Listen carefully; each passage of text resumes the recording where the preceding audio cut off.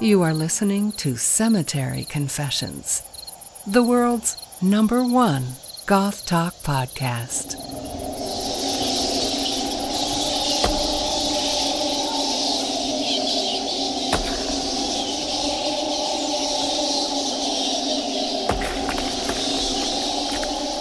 Welcome to a special bonus episode of Cemetery Confessions, very specifically made possible by the Patreon members who helped me to get some new equipment, as well as my friends who are so graciously, I'm sure, going to agree to come on the podcast with me. It's my birthday, more specifically my birthday party, so I invited about 25 goths from Chicago to come hang out with me, being as that I live fairly far outside of Chicago and it's a goth party. I only expect like 5 people to show up, but for those of you listening, what I wanted to do, because I get a lot of emails from you about how listening to the show helps you to feel connected to the broader goth community, especially when you live in a small town and there's no local scene or even other goths at all.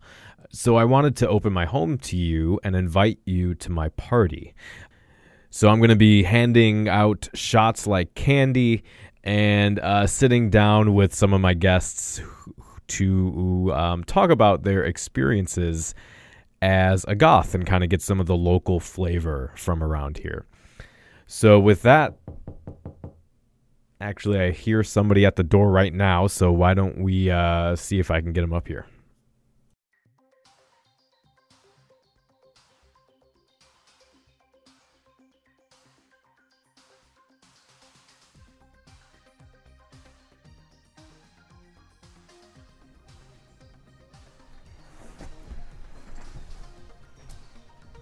Hey, come on in. Have a seat. I've got shots already prepared for you. Let me pour myself one here.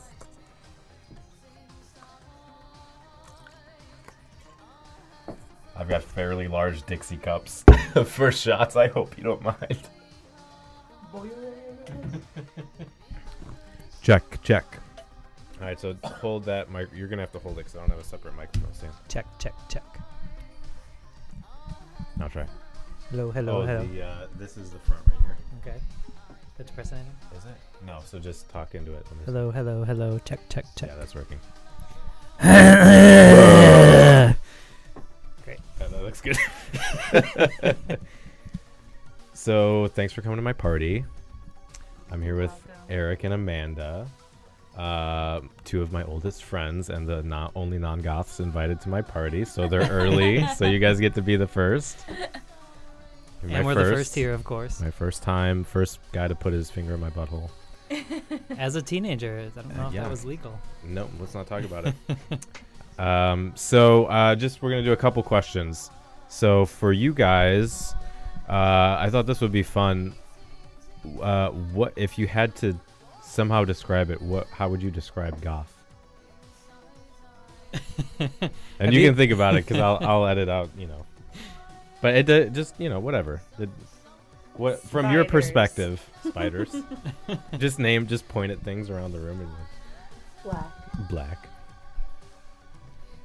Have you heard of Toxic Tears? Jesus Christ. And Marilyn Manson? I mean, obviously it's a culture. Yeah. That's very heavily aesthetic. Mm-hmm. And then also that includes music and dress, and it's hard to nail down because you always talk about so many different kinds too. So that's pretty good. Really... That's actually pretty good. I'll take it. 10 points for Gryffindor. The music's pretty important for you guys, from what I understand. Not just like listening to it, but like I don't know, forming an identity around the feelings and emotions from the kind of music. So that's pretty good. Second question, have you learned anything about goth, or how has your perspective changed from knowing me? Amanda used to shop at Hot Topic. Amanda used to shop at Hot Topic. So you hand the microphone to me. The year was middle I school. used to shop at Hot Topic. When I met you, I wore khakis and pink shirts, and now I wear jeans and blue shirts. Dark blue shirts. So there you go. You've changed me, that's for sure. You've always had black socks, though. Not today. I got my sushi socks on. Couldn't even wear your cemetery confession shirt to my party. It doesn't quite fit me. Okay. You made it too small. Oh, I'm sorry. Yeah, when I was in high school, my scene was like the Japanese dark rock scene. So like I had concerts where people spat blood on me and stuff like that. So like nothing's really changed. I assume goth people were people who are funny and they just like a certain thing. So not too much, but you haven't changed what I think about goth people, but you have taught me a lot of things. I'm trying to think who were the old Japanese metal bands? It was like Blood was one, right? I don't know Blood, but Malice Miser. And more recently, like a new. They're not new, but I was really into Deer and Grey. Oh yeah, I remember them. Yeah, they're older too. They're older now, but they're not as old as Malice Miser. Yeah. Last question: can you name one goth band, or who's like the goth celebrity that you know, if you had to point to one? Toxic Tears. Jesus. Wait, no, you. My phone corrected it, but Fad Gadget. Fad Gadget. Did you look that up though? No. Okay. Right. Susie and the Banshees. Okay, very good. Something about they're like the precursor to Depeche Mode or something, aren't they? Susie and the Banshees. No. Fad Gadget. Fad Gadget. Yeah, kind of. Wait. Or Fat Gadget, as I like to call them. Have you heard? Now this is kind of out there, but Austin Powers. Now listen. Do do do do do. Do do do do do. Do do do do do. Do do do do do. Do do do do. Okay, kind of went off the rails there. Well, thanks for hanging. Thanks for taking 5 minutes to do an interview. I'll never have you back on my show ever again. That's rude. Goths don't have souls, and if they do, they're all going to hell. What was it? what was your birthday post on my wall? Pastel goth and Adora Bat Brat. Adora Bat Brat. Yeah. I know. You listened to the Gothquisition and then picked out all the things I said I don't like, and now you just send those to me. Eric in a nutshell. You should have never said those. Hashtag health goth. All right, thanks guys. I love you.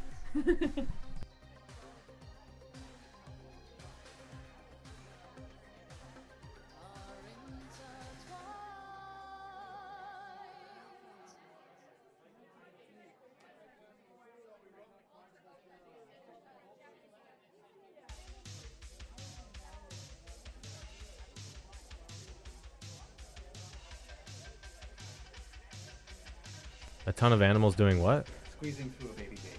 Oh, Morty could when he first came home. I believe that. Not anymore though. No. Take your shot. What are you doing? See, you're all prepped too. You've got all the shots. Yeah, you can look through my stuff. Well, I guess if you're all right, I'll wait. Here, all right. So hold this. Just put it in front of you. It'll get edited, so it'll I'm probably gonna be like too nervous to even listen to it. They're gonna be like, "Who is this chick? She doesn't know shit about God." Put it here. Now let me see what the levels are. Put it on your mouth. Yeah. Okay, sure. So I am. Oh Jesus Christ! I'm here with Melody and Trey. You guys know who Trey is. Melody is a friend of mine from the local Chicago scene. So I've got 3 very quick questions for you guys. All right. First is just kind of a get to know you thing. So maybe, I guess you can still answer, Trey. But the first question is this: how did you discover goth originally? And how did you get into it? Well, I have gone over this in the podcast a couple of times, but I first discovered goth actually working at a library back in high school. I started just exploring random music that was a little bit outside of the radio mainstream since I went to high school in the 90s. there was a little bit of that goth that kind of crept in, and I started listening to, like, I heard the Nine Inch Nails on the radio and White Zombie and stuff like that, and like started listening to this, and then a coworker of mine at the library heard I was listening to this music, and she's like, "Oh, I've got all this other music you need to listen to," and she gave me a list of Bauhaus and Sisters and Susie and The Cure and all that fun stuff, and so I just started devouring it, just going and getting what I could, looking up online to see, what are their influences and what followed them, and where do we go from here, and just diving into any record store, listening to the little listening kiosks at your Tower Records, and that's pretty much how I discovered it. I forgot they existed. I know that they all went out of business a while ago. Speaking to the mic. Yeah. So Melody, how did you first run into the goth subculture? Yeah, well, I guess like a lot of people, you start out as a baby bat and listening to a bunch of random stuff that you think is goth, like way back in the day. Mm-hmm. I guess when I was, I don't know, like 12 or something, I listened to a lot of Evanescence, and I was like obsessed with them for like, God knows, like 7 years or something. And then I thought I was like the most goth person ever, and everyone's like, no, that's not the right stuff. And I was like, well, what do you mean? I thought it was, if it sounded dark, that it was goth, and I didn't really know.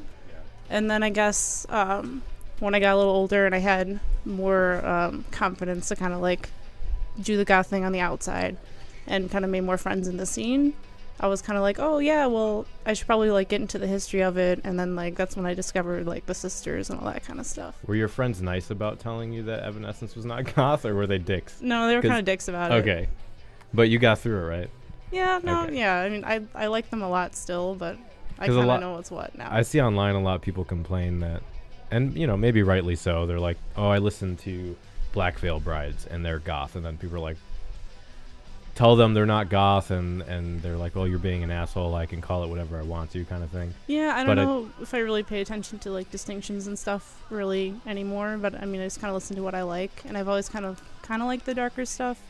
I know in high school I listened to a lot of weird, like melancholic, like Finnish music and stuff like that, like a lot of Nightwish and like obscure stuff that's like related to it. Old Nightwish is still good though. Yeah, I know. So, all right, a second question: how would you define goth, or what must you have to be goth? A pulse. I generally don't define goth. I mean, there's certainly things about goth that are commonalities. There's the wearing of black. There's the interest in the macabre. There's dark and spooky things. But I don't really... The reason I don't really define goth is because the only reason I would even bother considering myself goth is so if I want to find things that I like, I can look up goth things. But if I want to if I redefine goth into the things that I like, then I'm not going to be able to find goth things. I'm going to be able to find more of the same crap that I already like. So I don't see the point in trying to make things goth. Oh, okay.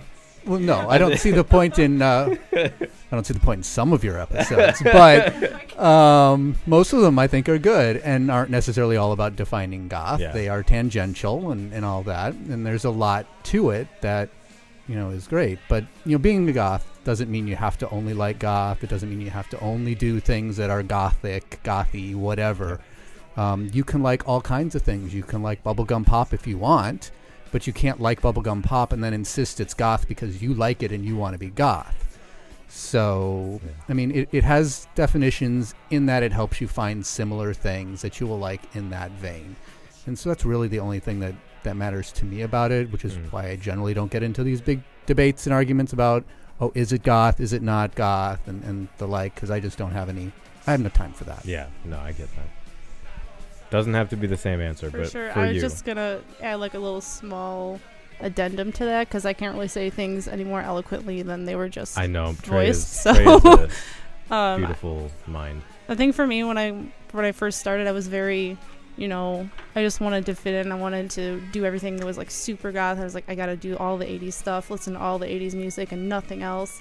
And I was very like regimented with that. And I was like, I have to know everything about it, and I have to be like uber goth, and then everybody will like me. It was just really. Yeah, no, I get that. I've kind of like relaxed a little bit now, but I still like I kind of settle with the 80s aesthetic and kind of put my own like more like sophisticated spin on it.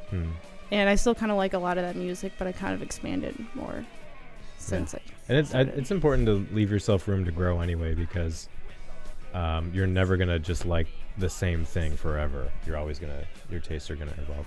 So Melody, I actually want you to answer this first before Trey does, because I don't want his answer to influence you. But from your perspective, how long have you been in the scene? I don't know. It's almost 2 years, probably. 2 years? Okay. So from your perspective, how do you think like the health of the goth scene is in our area? Well, it could be in our area or online, whatever you're most into.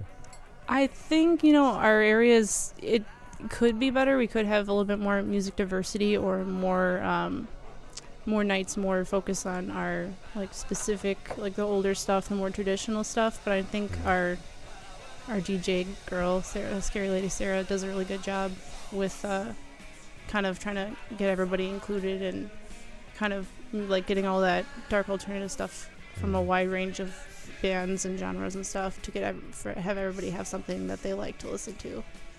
Yeah, and spoiler, everyone who came to my party tonight skipped the goth event in Chicago also, because she was having the actual old school. Oh no, event. Yeah. No, it's the new. It's new.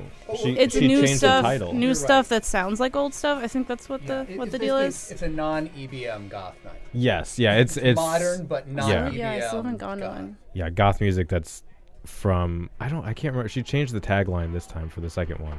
But it was something about new for the 21st century goth for the 21st century, something like that. Trey, it's all new in health goth. Oh yeah, it's all Witch House 24/7. What about you, Trey? Since you've been in the scene longer, what's your sort of take on the health of it right now? As far as the Chicago scene, I'd say we're pretty good. I wouldn't say I think we had a little bit of a wane for a while. The death of Neo was a big hit. But we still had our Nocturna. We still have Medusas to some degree. These are both events that, like a lot of goth events that I've been to around the country, a lot of goth scenes I've been to tend to lean more towards the industrial of the goth/industrial side of things when it comes to club events. Because club nights seem to have this belief that it has to be sort of a techno-trance type thing to get people dancing, and anything not techno-trance based is not dancey, which, I have. Right. And I have huge issues with that, but that is the way things have been going since like the late 90s, early 2000s. So, it's obviously the popular thing, and that's fine. So we still have those events. We have weekly events that aren't well attended, but the monthly events are very well attended in general. Most of the concert events I've seen are pretty well attended. Yeah. And we do have a fair amount of diverse bands that come through the area. It helps that Chicago's one of the bigger areas. It's not quite LA or New York. There are plenty of bands that just hit those spots and then book it back to Europe. But we do have a lot of people that come through Chicago. We have a lot of good venues here that pick up some pretty good acts. So I'd say the scene is pretty healthy. We do have a fair amount of new people that seem to be getting into it and not doing too much of the trying to redefine goth. I think that's really more of an internet-based thing than a real-life thing. I've not seen the whole redefinition of goth be I agree. As common in real-life venues and real-life club nights or concert events.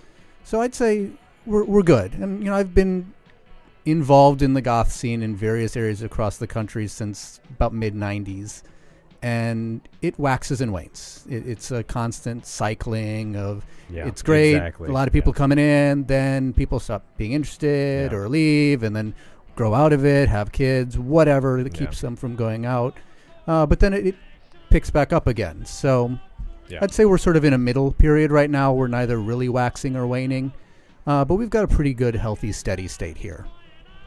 I agree. All right, cool. Thanks, guys, for giving me a few minutes of your time. Anytime.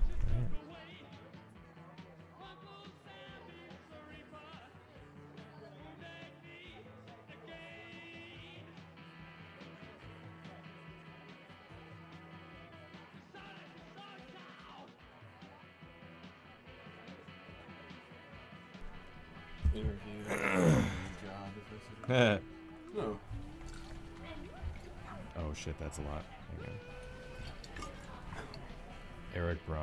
My friend Eric brought shot glasses. He said they were shot glasses, but they're like 3 ounces. These? Yeah.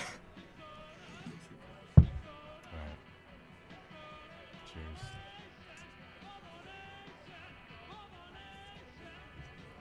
Oh, that was cheap fucking vodka. All right. Here you go. This is the front, so if you hold it in front of your mouth, you know what you're doing. You play music. So this is just going to be like a real quick, like 5-minute thing. I've got 3 questions. So first of all, I guess introduce yourself, and the main question is like, how did you get involved with goth? And then also for you, if you want to promote any of your like music projects, or if you have anything going on you want to share with people. Okay, well, an introduction. I'm John Scherer from Hysteria Effect.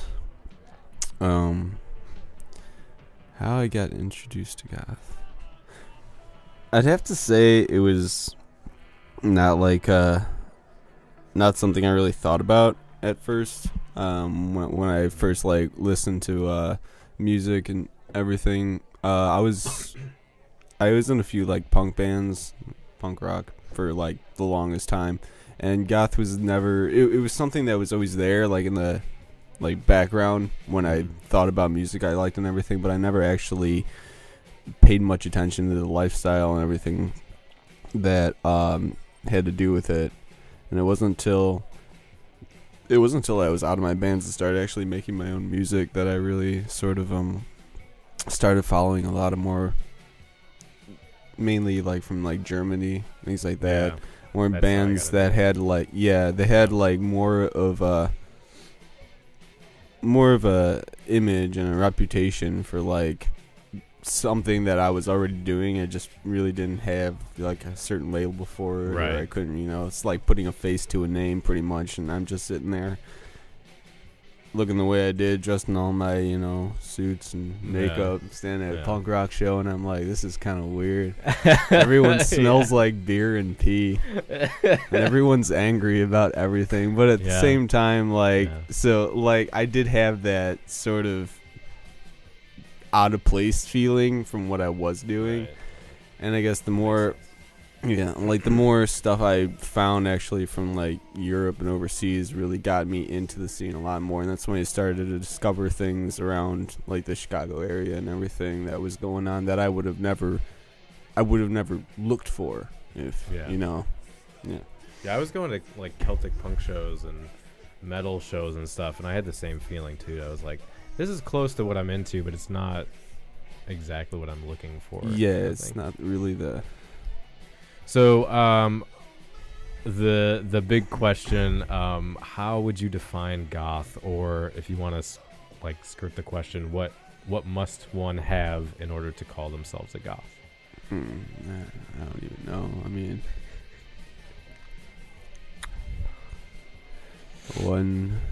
damn.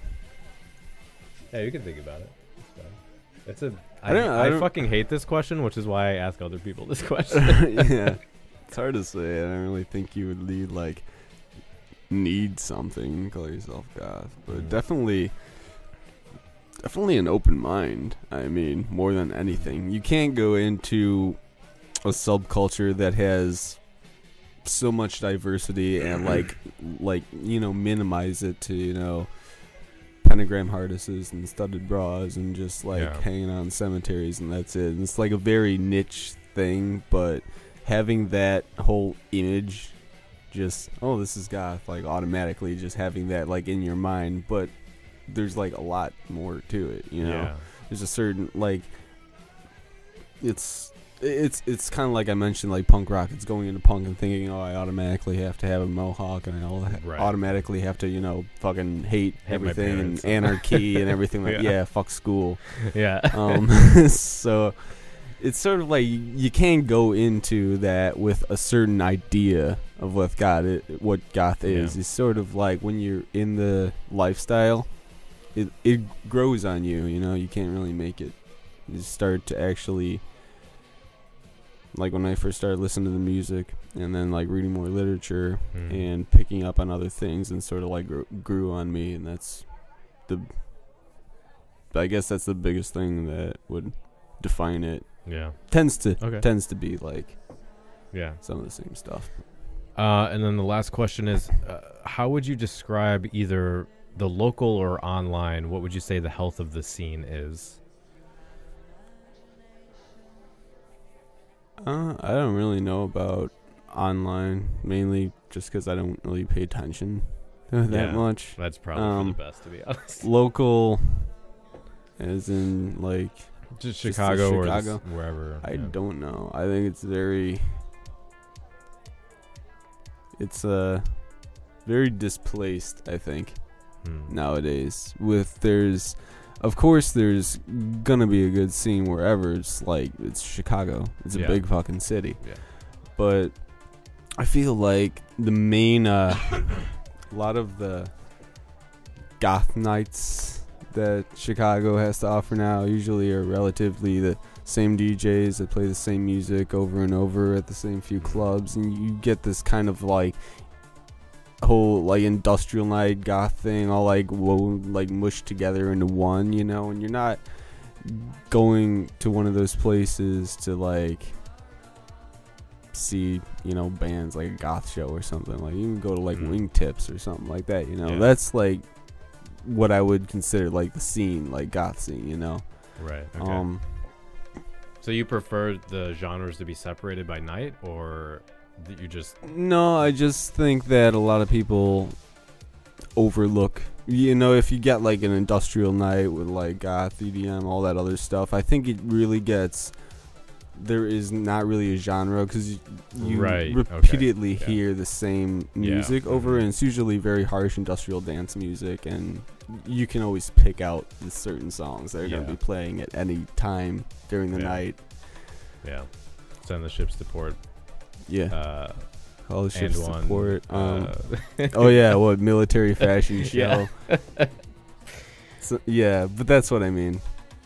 I think it could have a stronger scene if there was more diversity in the events that happened. Okay. Publicly. Cool. All right, and then where can what's your main, like, where would you send people to listen to your music? So Hysteria Effect right now. I'm still in the process of getting together a new Bandcamp and website. I have stuff. Hysteria Effect has stuff on SoundCloud and Spotify still. Okay. That's really it for right now. Okay, cool. All right, well, thanks, man. I appreciate it. Thanks.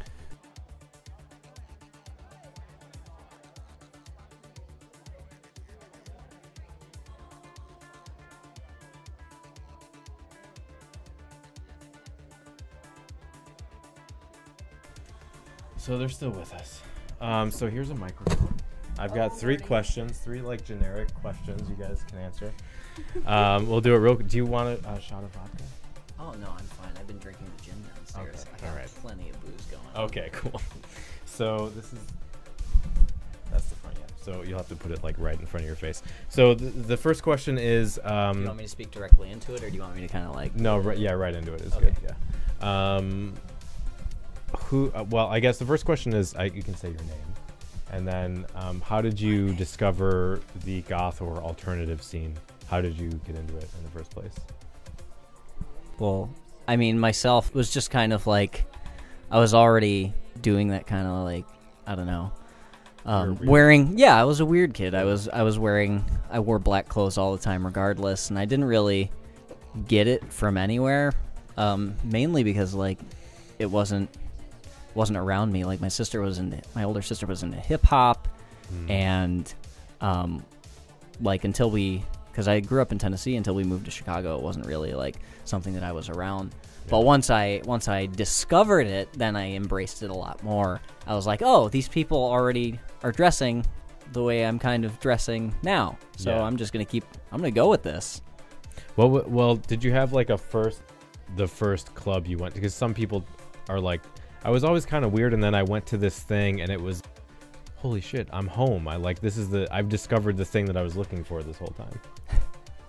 So, funny enough, the thing did that for me was I lived in Lakeview near Wrigleyville. Okay, yeah.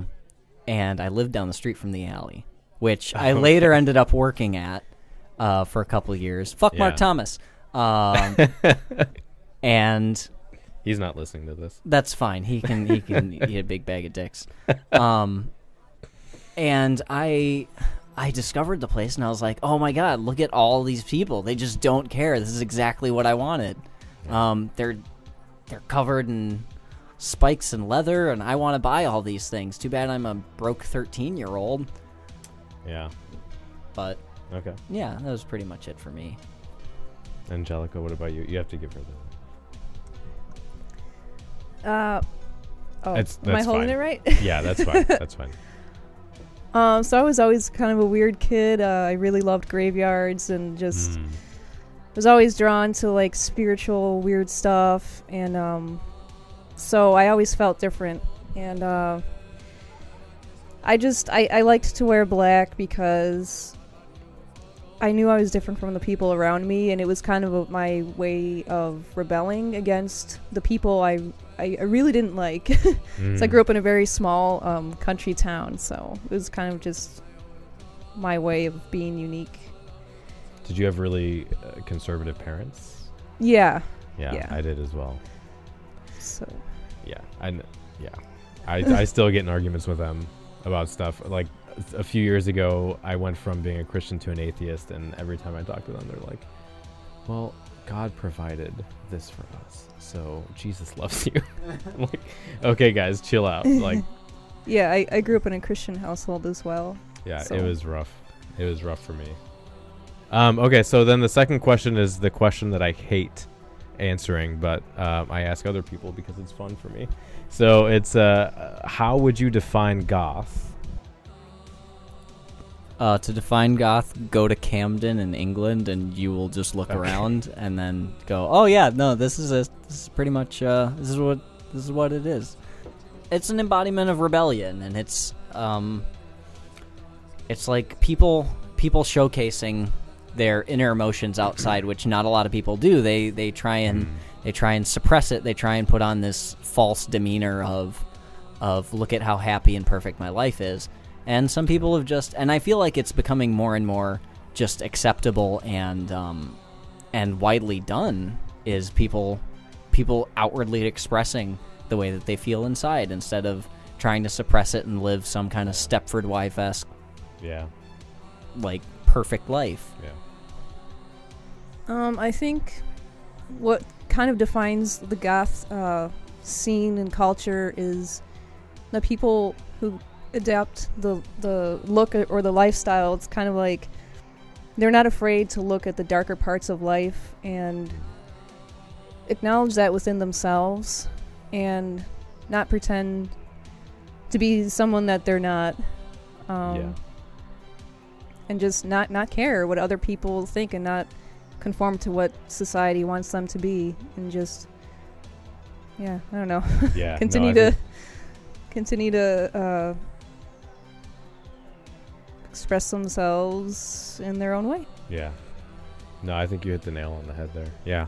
I would agree with you. Totally. And then the last question is, how would you describe the health of the scene? And that could be either the Chicago scene or online if you're more involved online. I don't think the health of the scene is that bad, but I don't think it's that good either. It's kind of just staying alive, but it seems like it's fizzling out here and there, but I feel like new generations will become interested and pick it up again, and I think it's just going to be like a cyclical thing. Do you see, I mean, I don't know how often you go out to events, but do you see younger people showing up to clubs and concerts and things like that? I do see pretty good amount of young people showing up, new faces, people I haven't seen before. Yeah. So that's a good sign. How long have you guys been involved in the Chicago scene? Me personally, since I was about 21, so about 7 years now. Okay, cool. And then what about you, state of the scene in Chicago?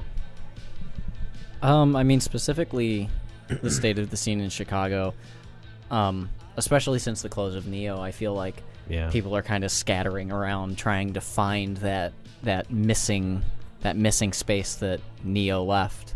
There are a lot of really cool places to hang out still. I mean, obviously, Nocturne is still a cool thing to do. Nexus is still all right. And I actually... I feel like this is more for older goths. It's not really something that a lot of the younger, newer kids are going to be into, but like going to late bar during like 80s night it's wonderful. It's all like new wave goth music, and and on top of that, you're surrounded by really mature people who've been goth since the 80s consistently, and it just like it gives you this whole other perspective on the other side of that club scene. Yeah. Well, you guys both skipped La Petite Mort to come here tonight. Oh, that was yeah. also happening. Oh yeah, we kind of skip a lot. Yeah, there's stuff popping up all the time, and I prefer the concerts personally, but if I'm gonna drive from here to Chicago, I'd like to go to a show. Yeah. But there's, I think you're right. Since Neo closed, it has like dispersed to a bunch of different places, which isn't necessarily bad because you've got new things happening and you've got different places around the city having events. And I kind of like, I mean, Neo was awesome. Yeah. But I also kind of like having a bunch of different options for stuff too. So. I think I agree with that as well. I mean, it's always nice to be able to say, oh, well, I don't want to do just that every single week or every single time I go out. At the same time, it leaves, I think everyone in the goth community can agree, it leaves a large gap because it was always a steadfast you could go to and say, oh, Neo's going on, it's this night of the week. Saturday nights, or it's Thursday. I know it's 80s night, right? Or any given thing like that. Yeah. But all right, cool. Thanks, guys. That's it. Yeah, I appreciate it. Yeah.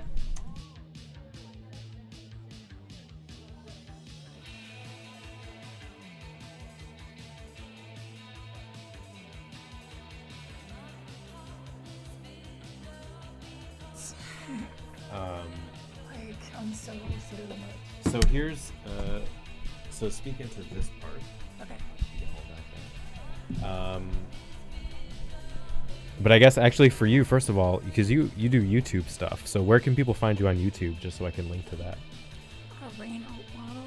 It's just put the microphone like right in front of your face because I have it turned down pretty low. Oh. Rain Alt Model. That's on Facebook and YouTube and just and my Instagram. Anywhere, right? Just like, for my modeling stuff. I actually have like that's what like my YouTube is, and like I do other stuff.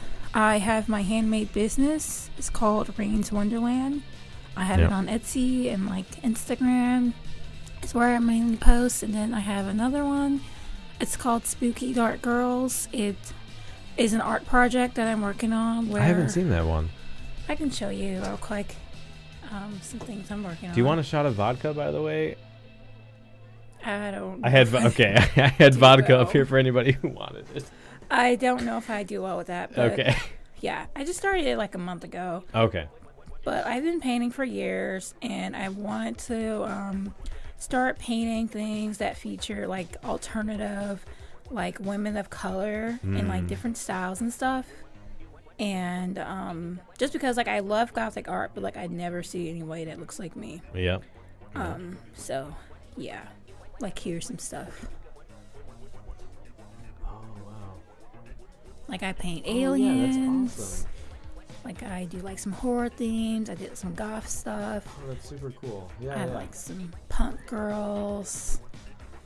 I have some girls that are like cyclopses and witches and like all the darker themes. Yeah, I'll put a link to that if anybody wants to check it out, for sure. Yeah, that's really cool. So the first question then is, what was your first introduction to alternative culture or goth culture? Like, how did you get into it? How did you find that group of people?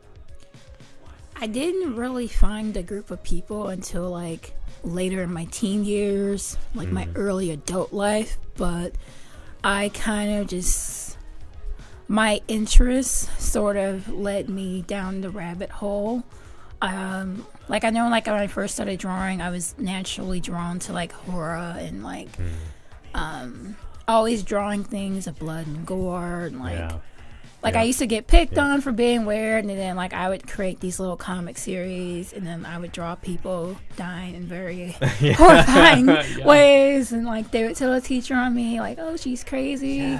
She drew me. Like, she drew these little stick figures and wrote my name on it, and it's hanging, and there's blood, and there's a psych evaluation, and it kind of, like, deterred me away from my art.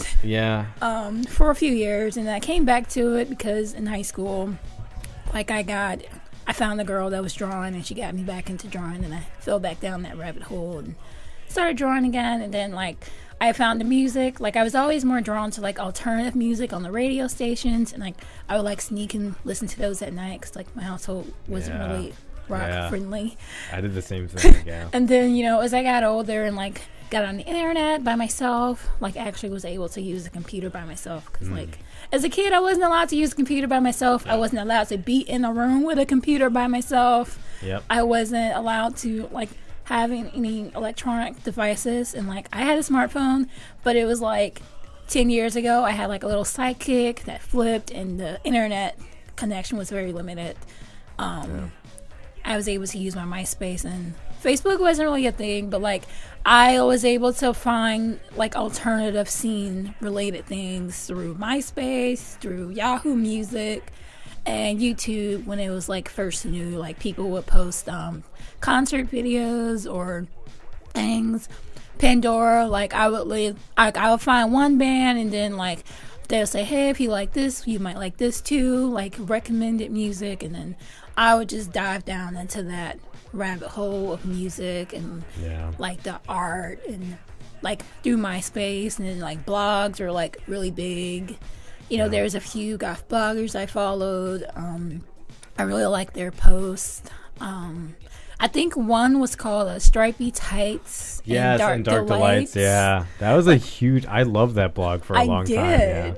I like her blog, and like she had recommended other bloggers to check out, and she like had a long list of musicians to check out, and you know, fashion brands to check out. So like I followed her and like her recommendations, and then like she posted other bloggers, and I followed them and saw what they were posting, and then you know eventually I got my own blog and I started posting stuff, and then you know I started expanding more in my social media as like I started focusing on my art and stuff, and finding alternative people. It wasn't really a thing when I was in middle school. Like there wasn't any alternative people. There wasn't even goth people. I didn't even know that goth was a thing when like I was in middle school. I was just naturally drawn to like darker things, and I didn't. And like I seen goth kids like in movies or TV shows, but they didn't really seem like real people to me. They just seemed like a character. You know, like they were always just like these weird people that dressed in all black, and people kind of made fun of them.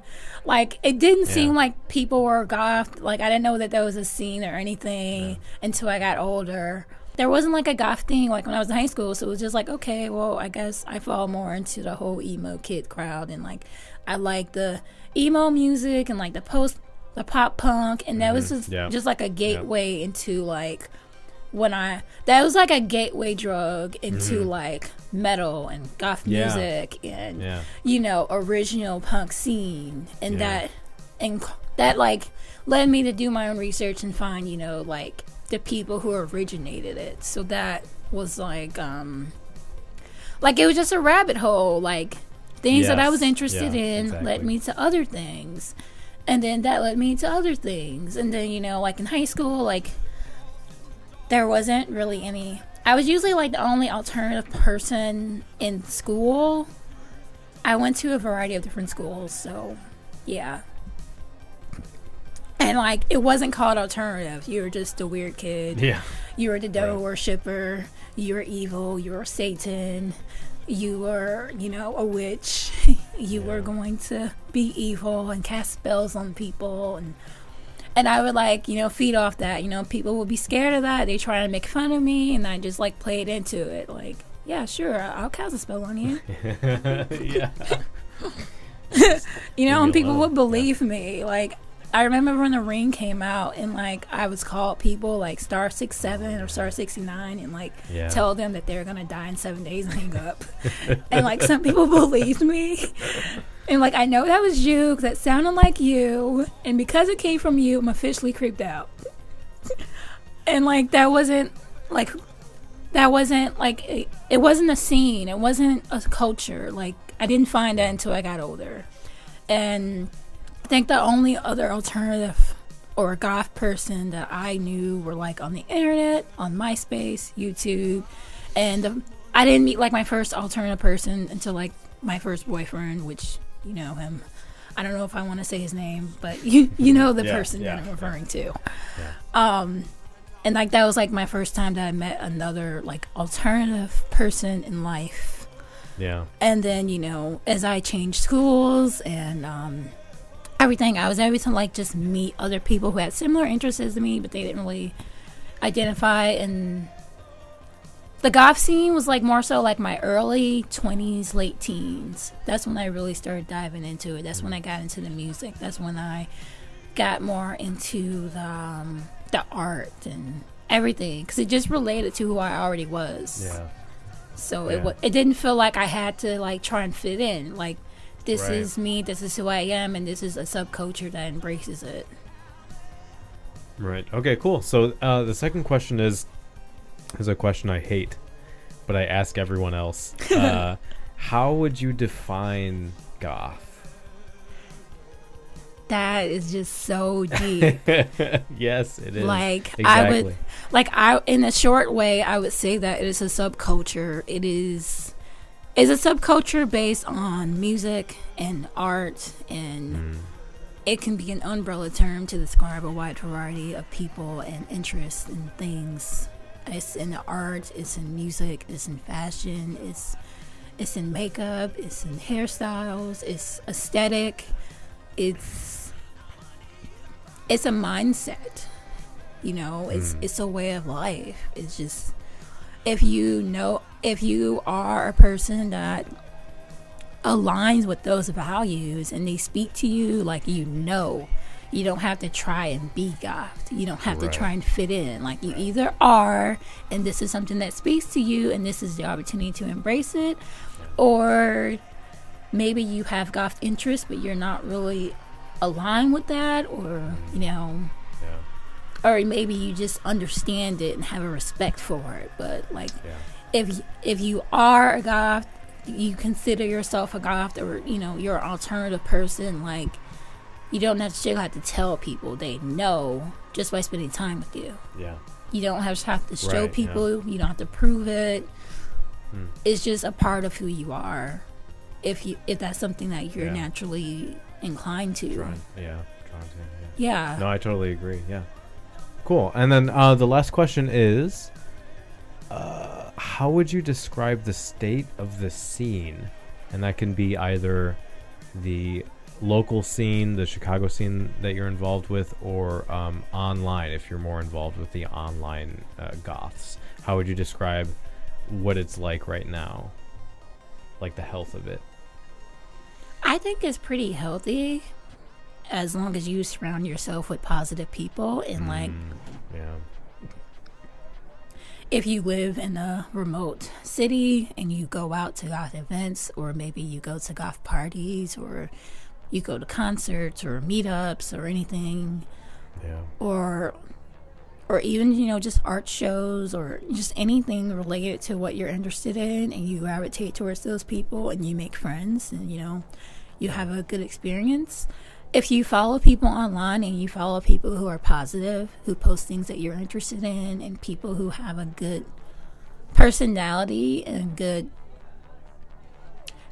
positive vibe about them, then it can be a good thing. But if you follow people and all they post is haul videos from the major fashion brands that appropriate goth culture and take advantage of our interests to sell us cheap things that don't really have any quality and don't have any substance. Yeah, they have things that I'm interested in. You know, I see bats, I see skulls, I see ghosts. Like, cool, I'm on board. But then, you know, the quality, the ethics of it all isn't the same as handmade, or if you do DIY, or if you go to thrift shops or antique stores and you find your own thing and you put things together. Yeah. You know, if you follow people and they're always ranting, they're always talking about some drama, they're always complaining about the scene is dying and the music sucks and there aren't any goth bands. Hey, here's a few goth bands. Oh, they suck. They're too much like this and that. I don't like them. They sound too much like the old bands. Or I don't like them. They're not goth because they're not like the old bands. Like, you know, if you follow people and they're negative, they're elitist, they're sexist, they're homophobic, they're racist, or whatever, then you're going to have a negative experience. So it really depends on what you surround yourself with and what you're interested in. If you are a musician, you can, you know, start your own goth band or sing your own goth songs and, you know, put that out there and share it with people. Whether you're trying to be a professional or you just want to share your work.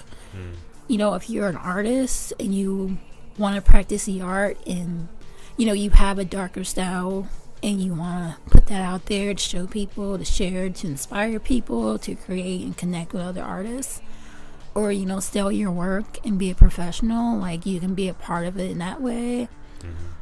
If you make things, you're a crafter, you can sell your crafts to people who are interested. Or you can, you know, just have craft parties and people can come together and they can make things. That's something I really appreciate about the Chicago scene. Especially every time I go to Nocturna, there's always people selling stuff that it's like one person who handmade a bunch of things. And it's not like some big corporation that outsourced, you know, sewing and things like that. It's just like local people. You're supporting local people in the scene that support the scene, that go out to events and things like that. And I think that's still a pretty strong element of the Chicago scene, and I like that personally. I like to know, hey, I'm giving my money to this person and I'm helping them pay for their rent, and they're giving me in return like this really cool thing that they put a lot of time and effort into. Yeah. And I really like that, You're also supporting your local music scene by going to Nocturna and making sure that events like that can continue and help inspire other people to put on their own events. And that really helps. And like when you make recommendations based on things you're interested in, you're introducing other people to new music, and you get to go there and learn new music. And Sarah posted the playlist after her sets, which I think is very helpful, because if you found a song that you liked, you can go back and check out the playlist, and you can learn new music, and you can build things from there. And it's just such a deep, expansive thing. I really enjoy that. I really miss Neo though. Like Neo.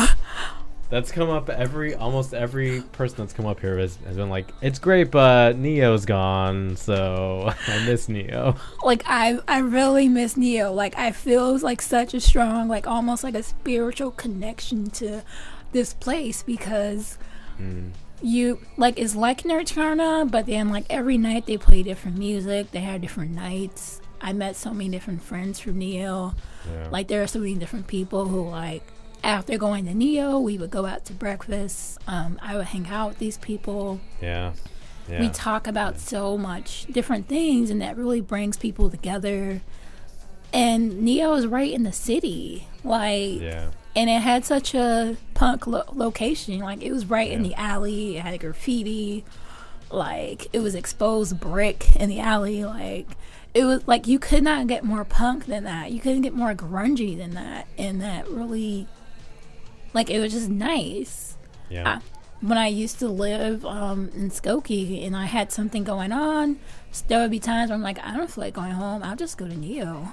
Yeah. And stay there all night and then go home in the morning. Yeah. And, you know, it was just really nice to have a place that no matter, like, what day of the week you can go there and it'll be different music. I didn't like all the nights. I wasn't a huge fan of their disco nights, but I like their metal nights. I like their industrial nights. I like their DJs. I like the way that the DJ was able to kind of tune into the crowd and the energy of the people there and, you know, sort of speak to that. If it's sort of a chill vibe, then there will be chill music. If it's a dancey vibe, then, like, you will dance all night and tire yourself out and you release a lot of stress and you just leave feeling great. It's like therapy. It's like going to a gym. Like, it was just so much. And I really like that. And I haven't found that. Hi, baby. How'd you get up here? You do. Oh, that's a cute doggy. What are you doing? I'm sorry, I got distracted. No, that's okay. I have like 4 dogs at home, and 2 of them are little, like that one. You have 4 dogs? Yeah. Oh, man. Our other one is sleeping in my son's room right now, so. Yeah. Like, we have 2 little ones that are about that size. That kind of acts a similar way. Hey, little baby. Well, he's only 3 or 4 months old, so he's still a baby. He's still a little baby. They're baby dogs, you know. They're tiny tights. They're only about 10 pounds, but they're like, they have such bold personalities. Yes, the small dogs are like, I'm gonna fucking kill your family if you mess with me. They're really mean. They can be really mean. Yeah. They're not so much mean. It's just like they're just so interesting to just watch and observe. Like one of the little dogs we have, she will check you. There are just certain things she doesn't. Like, Ron likes to raspberry her tummy. Like, he has a thing with tummies. And, like, she does not like that. And, like, one time he did it, and she got down and sat by his knee. She looked at him sideways, thought about it, and she climbed up him and popped him in the mouth. And he sat down and just sat there and looked at him side-eye. I'm like, you just got checked by a 10-pound dog. Like, she literally just stole on you. You better watch your back. So. Well, hey, thank you. Thanks for taking a couple minutes to hang out and answer some questions. I appreciate it. No problem.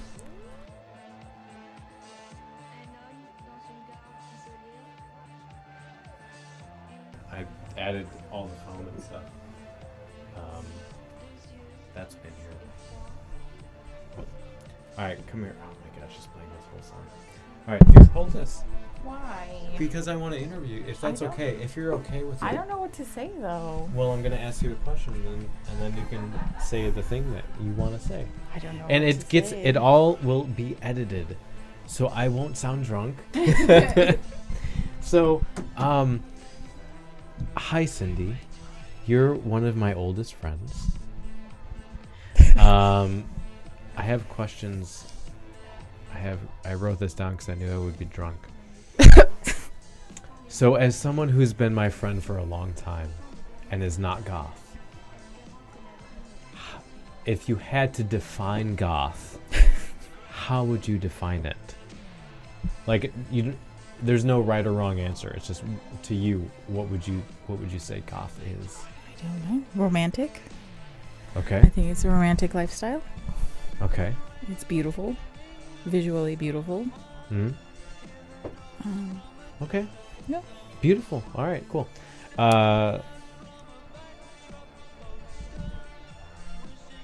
These are terrible questions. Who wrote these questions? You did. Sober. May I add?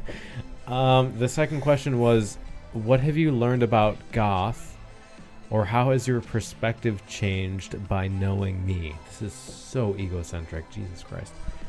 Keep it humble. Way to keep it humble. I don't know.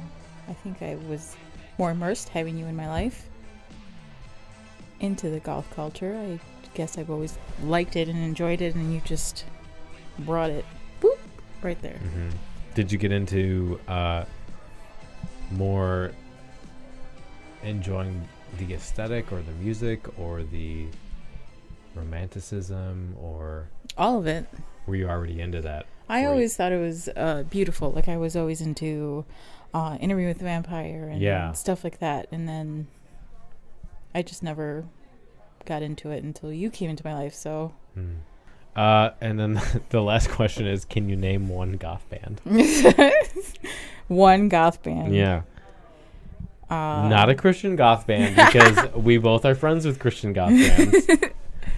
The Cure. Okay. No. I guess. Okay, that's fine. Wait. Every answer is valid. I don't know. Can you name any other goth bands? Probably. Think about it. What's the one that's on my phone? You put one on my phone. That doesn't sound right. It sounds right because you did it. Because I have no idea where it came from. The Cure's good enough. People argue about The Cure all the time. Yeah. Okay, there you go. Susie there you go. Yeah. Which I just learned that Bauhaus. Their first. Me too. There you go.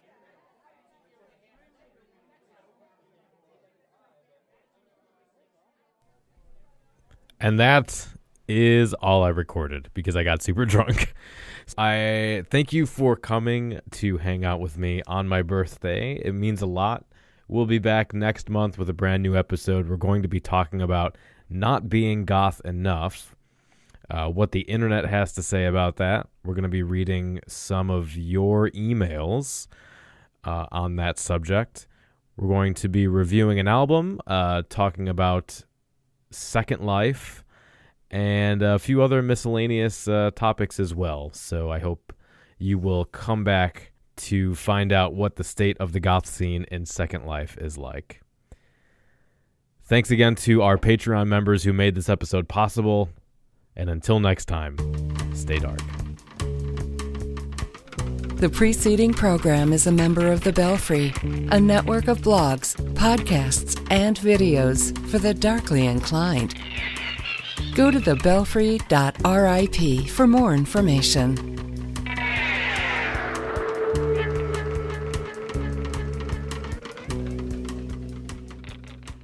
Have you heard, now this is kind of out there, but Austin Powers?